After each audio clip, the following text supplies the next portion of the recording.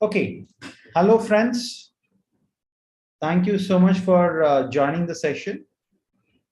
And this is the third project that we are explaining as part of a series of projects that we were explaining. And here we have appointment scheduler for sample collection. We started discussing about this last week, and that was part one, wherein we discussed about what was the aim of the project, what was the overview and what was the scope of the project, and what were our objectives. Our objective was to minimize the sample loss, sample which is collected from the patients or diagnostic centers. Okay. And we had seen a few constraints. We have looked at the technology stacks that we have used. We have looked at the project architecture. And then we looked at data collection, description, data understanding. In this, we have looked at a bunch of all the inputs. Then we looked at more variables. We looked at exploratory data analysis. What were the various inferences that we have drawn? Okay, and data preparation and data visualization. Until here, we were able to discuss. And we thought in today's session, we will talk about model building. And then we'll look at the practical hands-on part of it. So you take the data, you pre-process the data, and then you get the data which is prepared for your. So you train the machine learning algorithms, you build your model, and then once you have your model in place, you take the test data and test it on the model. And then that test data goes through your machine learning algorithm, and then it will give you the predictions. You visualize the predictions. If the predictions are not good, you once again retrain your model. And for model building, there were a lot of libraries which were used. And the most famous libraries happens to be Pandas, NumPy, Matplotlib, Seaborn, okay, and some kind of PsychoPG2. It is used to connect PostgreSQL to Python.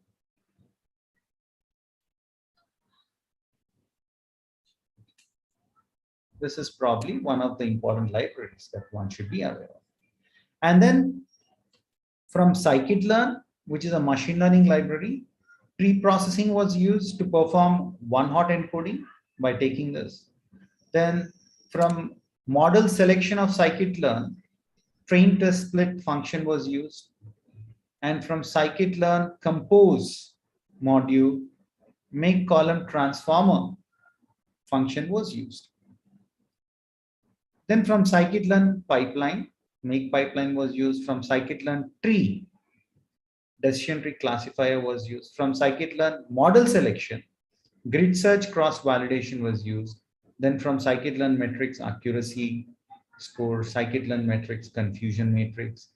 From this classification report, bunch of different submodules of scikit-learn and the corresponding functions were used while the model was built. And the model was tested by using random forest, decision tree with grid search, meaning all the various hyperparameters were experimented to get the best solution out. Support vector machine was used with linear function, and SVM with radial basis function. Then naive based logistic regression, bunch of algorithms were used. And then you have all these various algorithms, and we have evaluated the training accuracy and test accuracy. You need to look at both to figure out whether your model is a right fit model or not. Then we have also looked at precision, recall, sensitivity, F1 ratio, bunch of these. Out of all these various algorithms, we then finalized that decision tree classifier was giving us the best result. On one side, it was giving the highest training and test accuracy. Both these accuracy values are close to each other. Precision is 100, recall sensitivity is 97, and F1 ratio is 99. So we felt that given all these measures, if you were to evaluate your model, then decision tree classifier happens to be the best model. And here is decision tree classifier. How was it doing with respect to false positives, false negatives? Bunch of things can be understood by just looking at the confusion matrix. Only 2 entries were misclassified.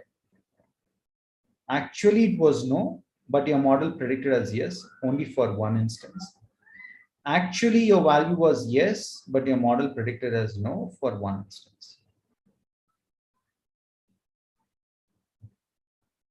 And then we have done the model deployment. For model deployment, first of all, you take the data and build a model. Once you figured out that decision tree was the best model, you store that model pickle file, PKL. The pickle file gets stored. And then you also have a Flask application. When it comes to Flask application, you have requirements, the text, you have procurement file, you have index.html, you have app.py Python file, you have all these documents. All these files which compose your Flask application and model.pickle file were stored in GitHub. And from there, we have used Heroku for the manual deployment. So let me explain. First of all, you build your machine learning model and save the model as a pickle file, .pkl file. That's the very first step. Second, you create Python Flask files for user interface. And for Flask to work, you also need app.py, which is called as Python main file. The code which is written in this would unpickle the machine learning model from step 1. Then you create requirements.txt, in which you'll have all the various Python libraries, dependencies, and all that. You also create something called as proc file. And that is used to run the Flask application. Now you take all the files that you created until now, requirements, proc file, app.py, model pickle file, take all those. And then that is whatever you created in the first 4 steps. Take those. And then you commit those to GitHub repository, meaning you put it on the Git repository. That's phase 1. Then what you do is you create an account on Heroku. On Heroku itself, create an application. Then connect that application with GitHub repository where we have our files available. Then you can click on deploy, and manually the application gets deployed. Here is a link to the medical sample collection process streamline application. Right? So when you open that, when you open this URL, I'm going to show you, we are going to show you practically. I'm joined by Kiran and he's going to explain. This is an application form that you see, wherein you can enter all the various details, like test name, sample type, right? Sample storage type, test booking time, scheduled sample collection time, so on and so forth. When you enter all these values,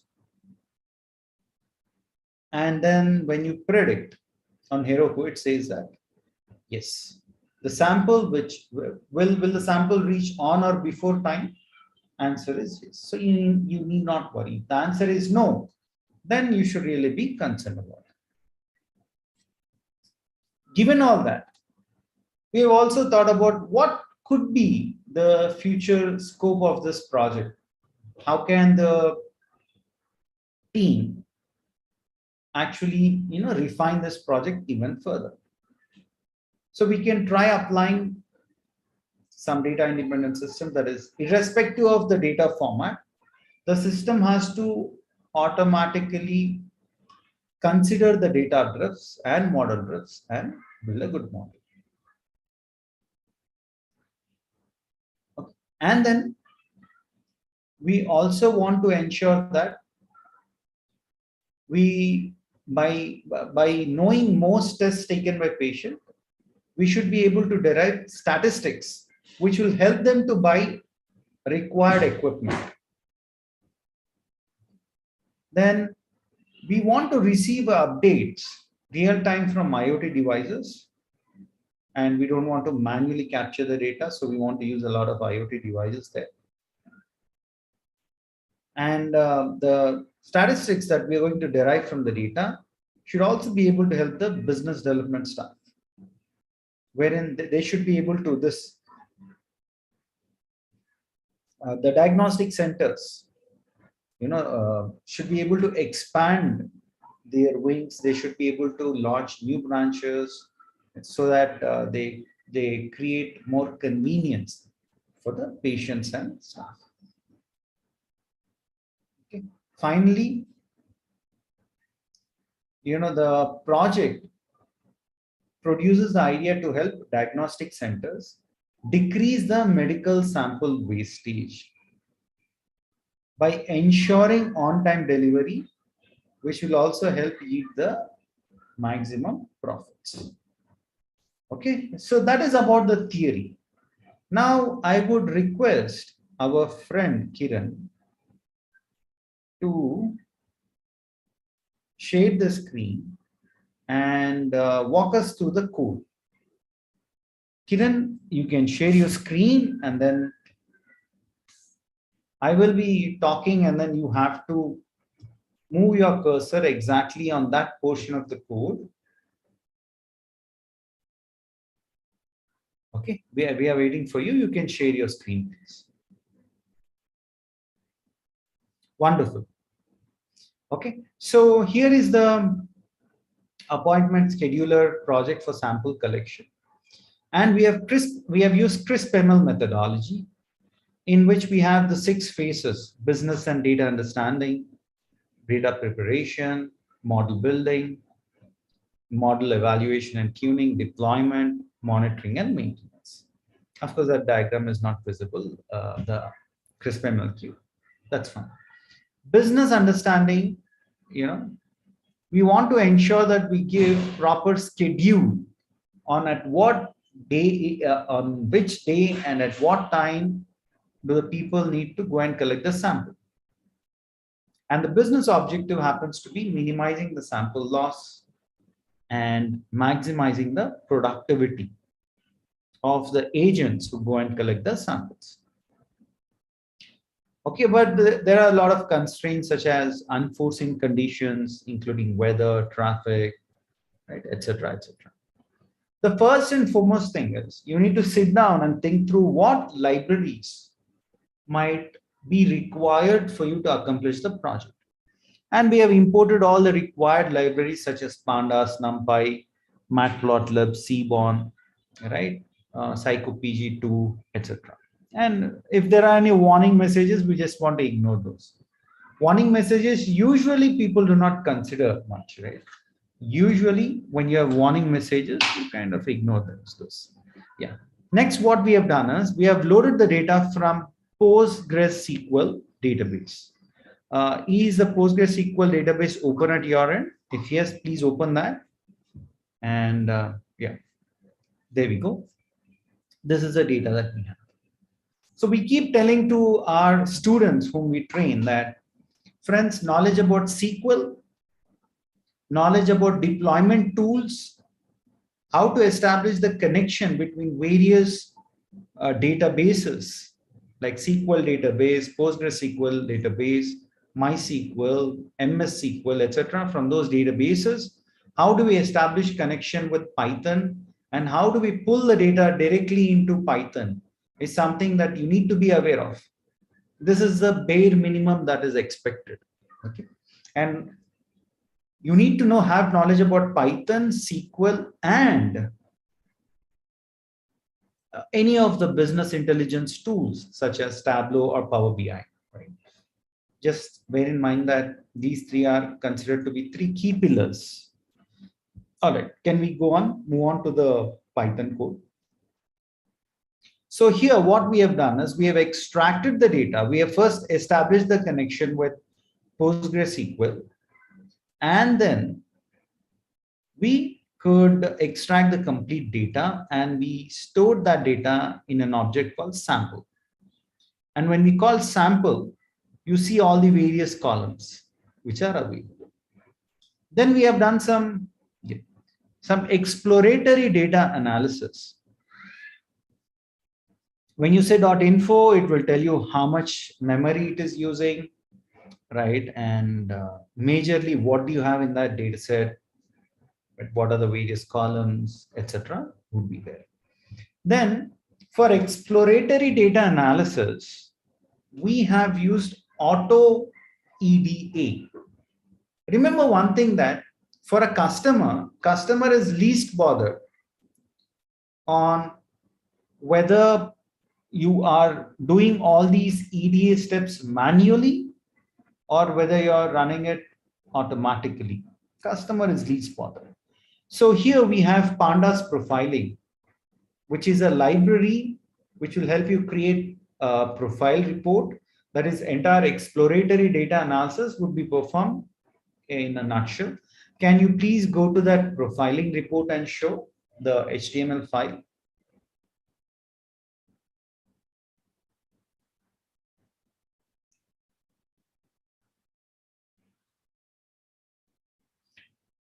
I think you already opened that and it is there on your browser.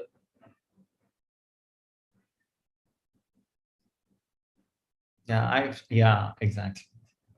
So here, it gets saved in your current working directory, and you will have a lot of information on how many variables you have, how many observations, do we have any missing values, how many duplicate rows do we have, how much amount of memory is it consuming.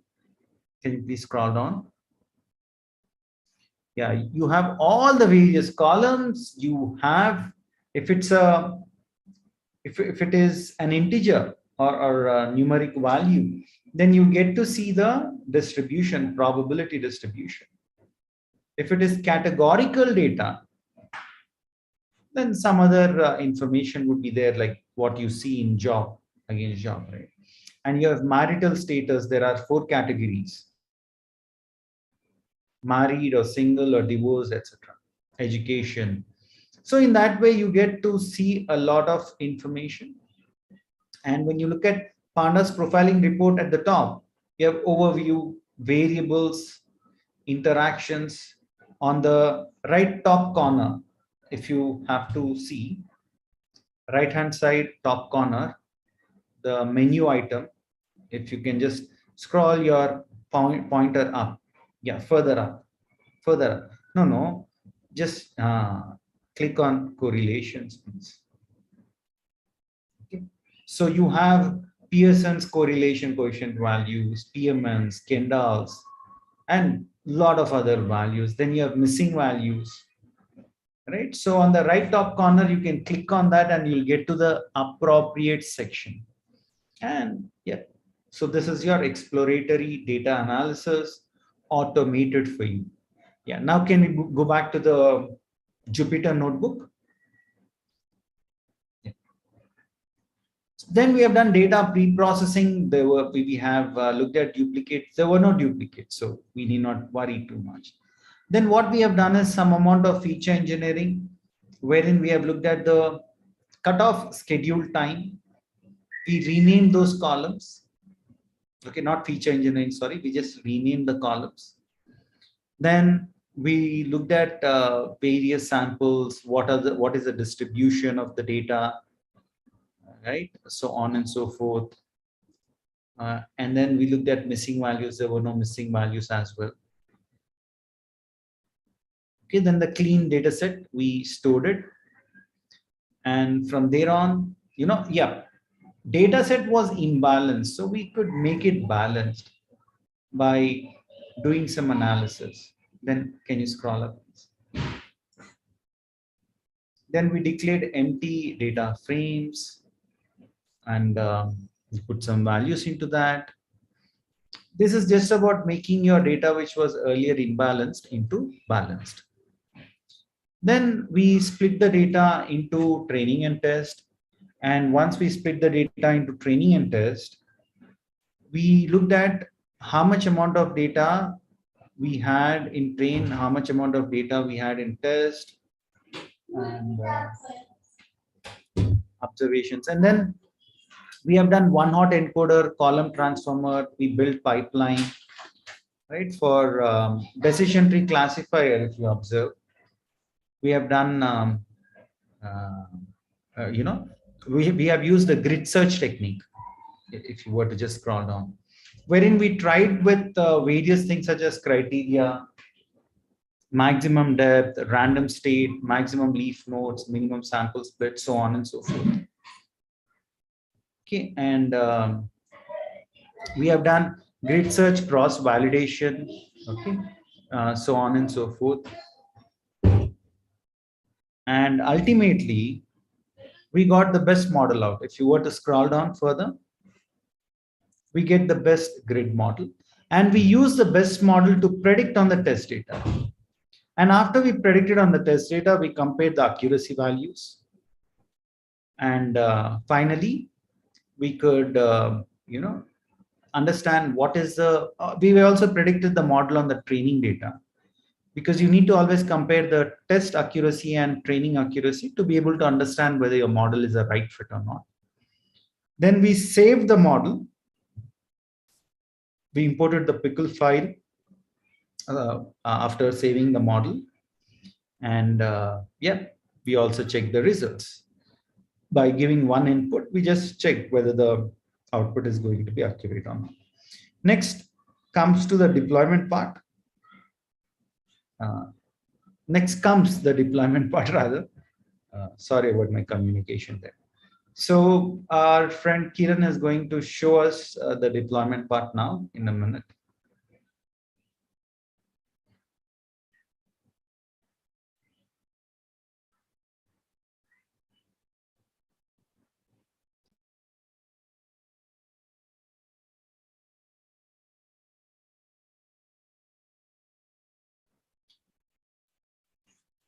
Yep, go ahead. So we open the command prompt. We have app.py, which is a standard file. Now that app is getting triggered.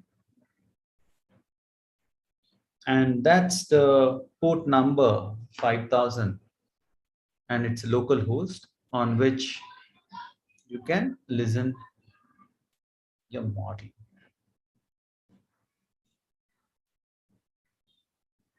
There we go. So here you can select all the various values. Can you please select all the various values and then click on the submit button? So our friend is doing that. It's such a nice, cool interface for the end user. And then whatever values you want, you can just select those.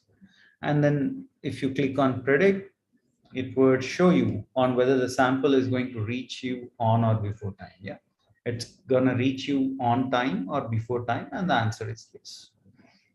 So this is exactly how you end-to-end build your model and ensure that your model is used for future prediction purpose.